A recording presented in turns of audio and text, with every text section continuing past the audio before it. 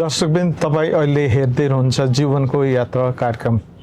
आज भने हामीसँग अति आदरणीय प्रभुको दास डाक्टर मङ्गलमान महर्जन हुनुहुन्छ। आज उहाँको जीवनी र सेवाकाईको विषयमा लिएर हामी संवाद गर्नेछौँ। पास्टर मङ्गलमान महर्जन, तपाईँलाई हाम्रो जीवनको यात्रा कार्यक्रममा स्वागत छ। जय मसी, धन्यवाद। कस्तो हुनुहुन्छ? एकदम ठिक, राम्रै छु।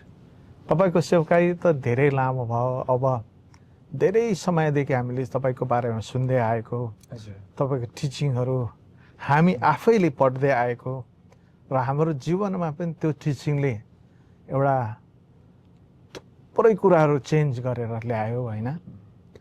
र तपाईँलाई आज एक दुईवटा प्रश्न चाहिँ म एकदम मनमा लागेको नि, हुन्छ। किनभने यो चाहिँ धेरैमा छ यस्तो प्रश्न, तर धेरै मान्छेको भिन्दै उत्तर हुन्छ। तपाईँ प्रभुमा आउँदै गर्दाखेरि त्यतिखेर प्रभुमै हुर्किनु भएको हो कि जन्मिनु भएको कि होइन, र कसरी आउनुभयो? जीवन साक्षी भनौँ, 1 मिनटमै भन्नुपर्दा चाहिँ हिन्दू परिवारमै जन्मेको, हुर्केको, तर पनि बुद्धिस्ट टिचिङमा चाहिँ हुर्केको भन्नु पर्यो, अलिअलि भए पनि। अनि बुवा आमाले, विशेष बुवाले बुद्धिस्ट टिचिङलाई धेरै मन पराउनु भयो। अनि हामी छोराहरूलाई पनि, दाजुलाई पनि, मलाई पनि बुद्धिस्ट टिचिङमा राख्नुभयो। पञ्चशील, अष्टशील भन्ने छ त्यसमा।